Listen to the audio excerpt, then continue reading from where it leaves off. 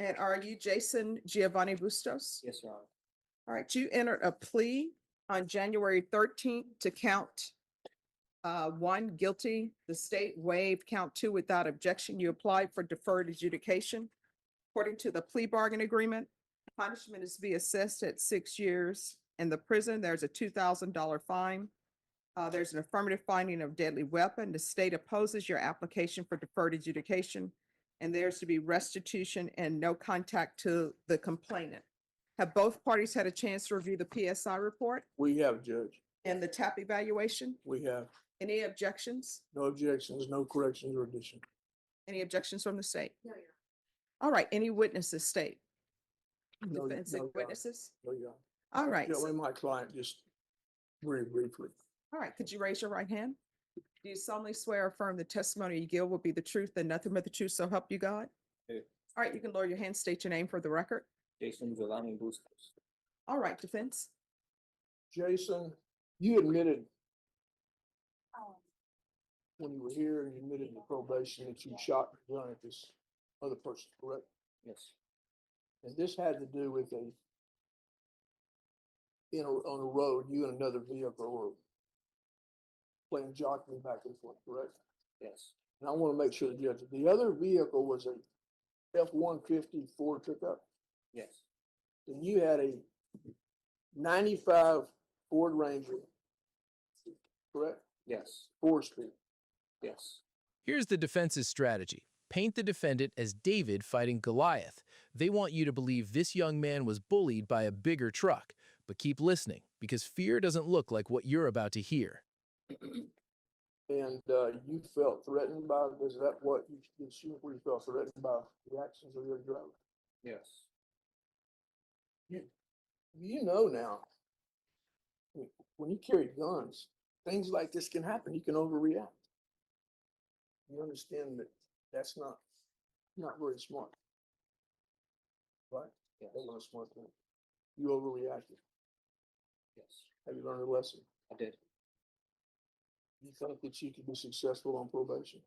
Yes. A lot of reporting, drug testing, fines to pay, community service, maybe some gun safety classes. Think you can be successful in that? Yes. You have a drug problem? I do not.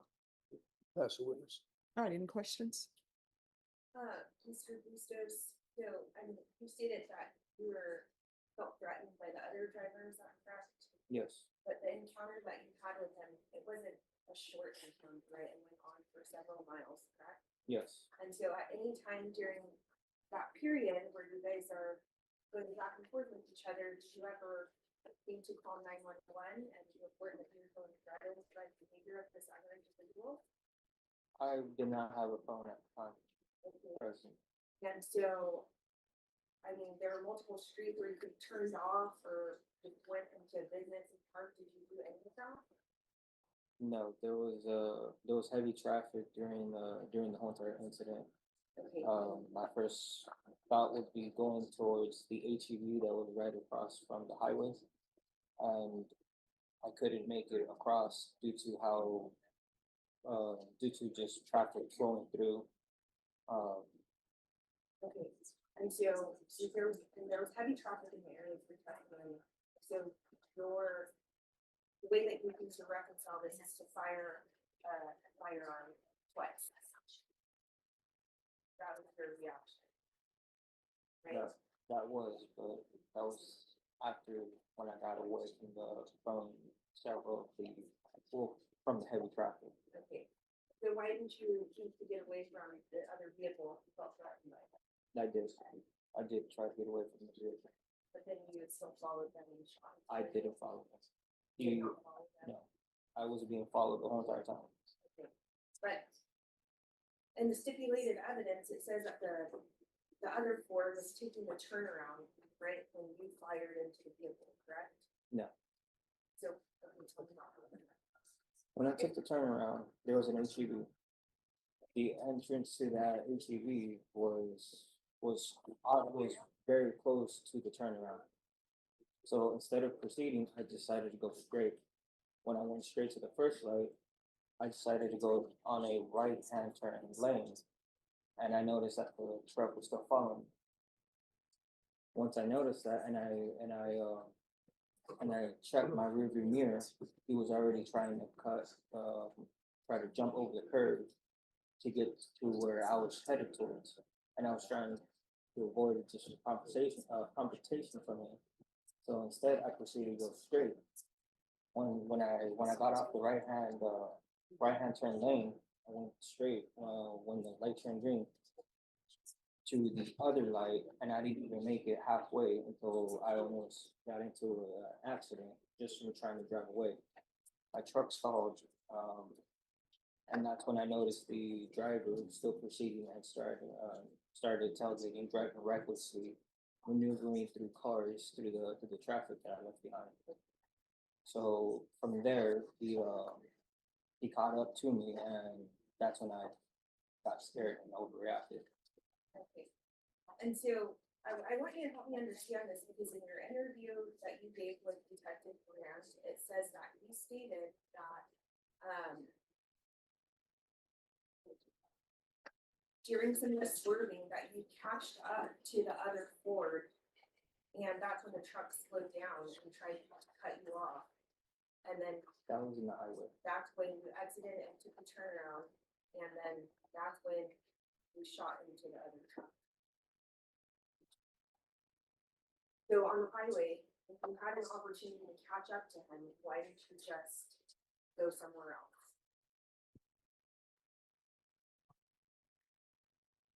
Did you think that your response was reasonable to shoot into his vehicle? No, it wasn't. Let me follow up. I'm well familiar with the location. I live out there. When you exited at the Leon Springs exit, Yes. Bernie Stage Road. When you exited there to do the turnaround, it's up a ways and there's no place to turn off. It's a service road. It's Yeah. very heavily trafficked.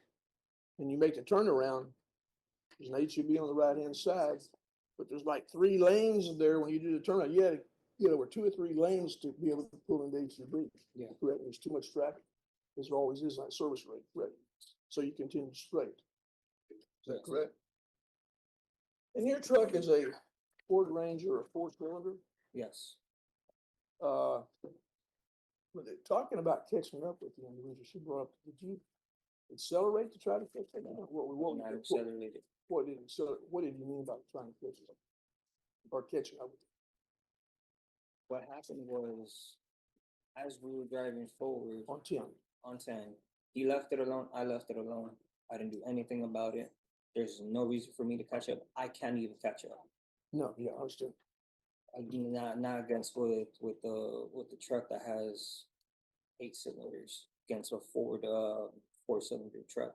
You have to hear this to believe it. The defense is actually arguing that because the victim had a V8 engine and the defendant had a 4-cylinder, the defendant had to be the victim. It's a desperate attempt to ignore the facts. Horsepower doesn't justify pulling a trigger. Anyway, I noticed from about a quarter mile, he's already tailgating another vehicle, but then again, he starts to pull back dramatically. Okay. What do you mean by you caught up with him? What do you mean? I mean, Were you trying to catch up with him? I or wasn't just trying to. The catch flow up of with him. traffic, you ended up getting ahead of him. Is that what you're saying? Yeah. That's all I have. Thank you. Any other questions? All right, so Judge, this I may is, just say this one thing, yes, if I may. well, just one second, because I want something cleared up for me. In the report, I'm reading the synopsis, and this is what the synopsis says in the stipulations. It says that the complainant was in his personally owned vehicle. The suspect was in his vehicle, and the suspect began to brake check him on the interstate. I understand brake checking people because sometimes people are riding your bumper. I understand that. I think it's crazy to do that, but I understand why people brake check, say, hey, quit riding my bumper. So that's not the problem for the court, that you were brake checking him. It says that the complainant decided to pass you and continue on his way. So what the synopsis so far is saying is that you were brake checking him, I guess, because he was riding his bumper. And then the complainant decides, you know what, I'm just going to pass this guy. So it says that he passes you, then you caught up to him, pulled up next to him, didn't fire your weapon, but exhibited your weapon to him, and then got in front of the complainant and started brake checking him again. That's where I have a problem. I can understand you're driving. Maybe the speed limit is 60. Sometimes people will be in what's called the fast lane on the freeway, and they're going below the speed limit, which is a no-no. But let's say the speed limit is 60, you're going 50 or 55, who cares? You're going less than whatever. Or maybe this person is speeding behind you. So they're behind you, they're riding your bumper, which people do, which they shouldn't do, because that doesn't give you time to stop if you need to stop immediately. So this person says, you start brake checking them. So I'm sure tempers are high. His temper is high. I know the complainant was probably upset, probably said a few choice words. And then the complainant gets from behind you because you're brake checking him and speeds past you. Maybe he gestured towards you or whatever, but he doesn't pull a weapon. So he speeds past you. That should have been the end of it. Maybe you get on the phone. You say you didn't have your phone, but maybe you memorize his license plate and call the police and say this person is recklessly driving. But he says what happens is you don't do that. After you brake check him and he decides to pass you, you then catch up to him and exhibit your weapon. That's a no-no right there. And then it says, then the complainant, instead of him just calling the police after you pulled your weapon at him, he pulls out his phone to start videotaping you. And then what he does, after you pulled out your gun and exhibited at him, he starts filming you on his phone. And then he starts chasing after you in his vehicle to film you. And it says he continues to follow you. And then they both took the turnaround at Bernie Stage Road and went on the access road. And it says that the complainant then continued to record you. And then you both got off at the 20,000 block of Interstate Highway 10. And then you came to abrupt stop as the complainant passed you on the left. And then when he passed you on the left, it says you started firing with your automatic handgun. And it says that the complainant was still filming on his cell phone when this occurred. So is somebody saying those are not the facts? Because that's what I'm reading. The last part, Your Honor, from what I can remember, is he did not pass me up. He just stopped after I stopped. Mhm. I stopped just to make sure he can continue going. So did you brandish your weapon more than once? Did you brandish your weapon at him first and then brandished it later throughout this incident and then shoot it? I brandished it once, And when you brandished it, you fired it. only on the second time. Okay, so then you brandished it more than one time. The audacity is stunning. The report shows he was the one brake checking. He was the one who chased the victim down. And after brandishing the weapon once, he didn't leave. He went back for more. That's not self-defense. That is a calculated decision to escalate. That is rage, pure and simple. What the synopsis is saying, and don't feel that you have to agree with me. I'm just saying what's in the synopsis. What the synopsis is saying is you brake checked him. And then after you brake checked him, he went around you and passed you. You brandished a weapon. You didn't fire it. He gets upset that you're brandishing a weapon. So then he starts following you and filming you. And then you all meet up and you fire bullets into his vehicle. So is that not true? Is that not what happened? Yes, Your Honor, that is what happened. All right. If it's not what happened, just tell me. I'm here trying to figure out what the appropriate sentence is. But I do have a problem if you are brandishing a weapon at somebody, right? And then later you brandished it again. There's a gap in time for tempers to cool. And then you brandished it again and you fire into a vehicle. Did you know how many people were in that vehicle? What if there were children in that vehicle? In their in their car seats, because you really can't see when babies are in car seats. People could have been killed. And then if you would have been a good shot and you would have killed him, maybe he would have crashed in other vehicles and somebody else would be dead. So you wanted to say something, counsel, or is there any other questions for him? No, just something, an argument. Sure. Two things. One is 95 Ford Ranger, my wife, although she drives a new car, has a 96 Ford Ranger, Mhm. 6-cylinder. She uses for hauling plants, shrubbery, Mhm. rocks, dirt. Mhm. Ford Ranger does not have a lot of pickup. Well, it has a limited speed it will go. Mhm. An F-150, it doesn't have a lot of acceleration. An F-150 has got a lot of acceleration. Mhm. So we've got a small car and a large car. I don't know what happened, but I'm saying there's a difference there. And the 150 ought not be picking on the smaller guy, if in fact that was what he was doing. Second off is, there's questions about why don't you call the police? I don't want my wife going down H10 and getting off on the service road, going at 50 and 60 miles an hour, getting on a cell phone and making a phone call. Oh, well, what I can, and what what- I can tell you, counsel, the whole thing about calling the police, that's not the big issue for the court. Oh, I know. Yeah, okay. And I think he understands what he made a mistake. Also, I think he's had some mental health issues. He took medicine. They got him back on medicines in the jail. He has no prior criminal record. He had a job. He was productive before this happened. There's nothing in the record that says this would be a reoccurring type thing that I can see. Once he's learned a lesson, give him a chance on probation. I'm asking the court to give him a chance on probation. All right. Is there any objection to the restitution of $250 to the complainant for that's his deductible? No, Your Honor. All right, the court is going to find you guilty. The court will sentence you to a $2,000 fine, time and money to run concurrent.